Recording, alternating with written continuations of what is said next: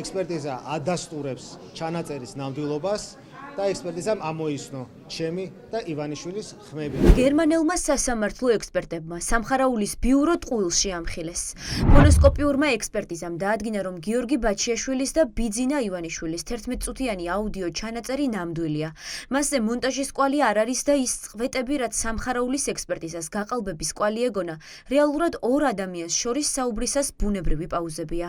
მათ აქვს ჩატარებული ძალიან პროფესიონალური კვლევა, ძალიან მრავალი პროგრამის გამოყენებით და აქვთ რამდენადაც ჩავხედე მითითებული კონკრეტული კოეფიციენტებით თუ რამდენად იყო ეს ყველაფერი გადახრის მოცემულ ზღვრებში.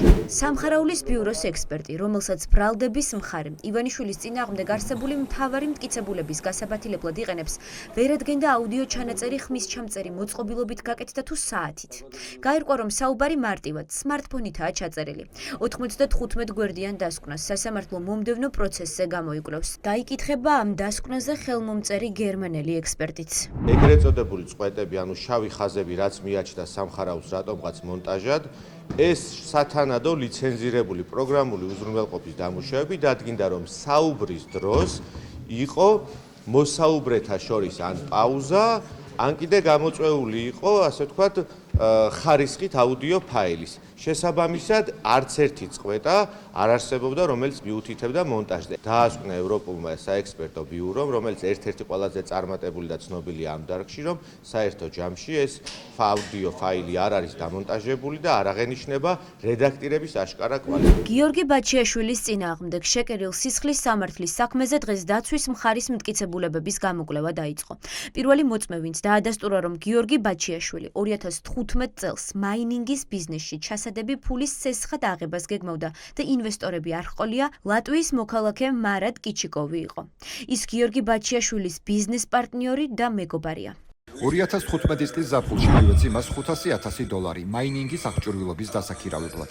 მასზე ეს თანხა პროცენტით გავეცი და შესაბამისად 2017-ში უკან $1 მილიონი დამიბრუნა. ჯამში ვიცოდი, რომ $5 ან $6 მილიონი სჭირდებოდა. მე მზად ვიყავი ეს თანხა სრულად გამეცა, თუმცა საბოლოოდ ჩემგან მხოლოდ $500,000 აიღო სესხად. დანარჩენი თანხა კი ბანკიდან აიღო.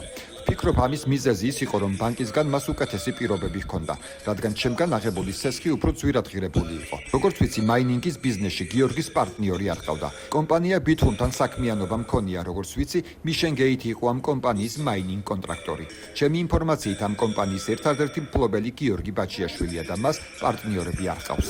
პროკურორი მიხეილ სადრაძე ამტკიცებს, რომ მარად კიჩიკოვის ჩვენება არასანდოა, რადგან მოწმე საუბრობს იმ გარემოებებზე, რასაც 2015 წელს გიორგი ბაჩიაშვილისგან ისმენდა. ამ ლოგიკით გამოდის, რომ სახელმწიფო ბრალდების არც ერთი მოწმის ჩვენება სარწმუნო არ არის.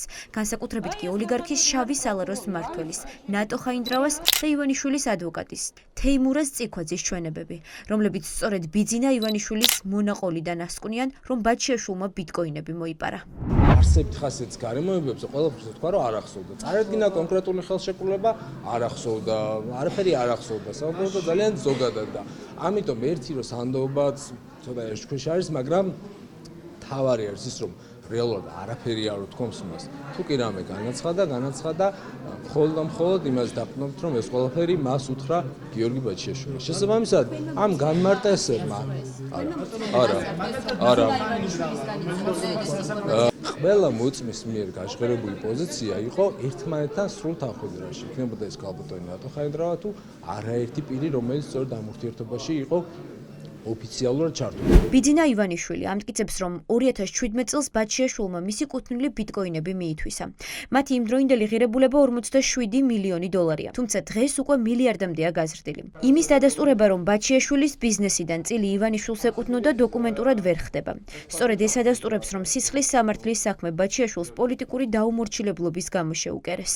ჩვენება მიცა მოწმემ, რომელიც არის დამოუკიდებელი მოწმე, არ არის არც ჩემი თანამშრომელი, არის ჩემი მეგობარი და ინვესტორი, ხშირ შემთხვევაში ჩვენ ერთად გამოსულართ ინვესტორებად და ტაფიოდ განუცხადა სასამართლოს რამოდენიმე შებრუნებული კითხვის შემდეგ, რომ მე ვეძებდი სესხს. მე მივმართე მას როგორც სესხის გამცემ პიროვნებას. ზუსტად ისევე, როგორც მივმართე ივანიშვილს, რომ ქართულში გაეწია შუამდგომლობა, რომ ჩემთვის ქართულთან ამეღოს წესი. ოლიგარქის შურისძიებამ თანაინვესტირების ფონდის ყოფილი ხელმძღვანელის წინააღმდეგ დასკვნით ეტაპზე გადადის. დაცვის მხარის მტკიცებულებების გამოკვლევის დასრულებამდე ერთი პროცესი რჩება, რის შემდეგაც სანქცირებული სასამართლო გადაწყვეტილებას გამოაცხადებს.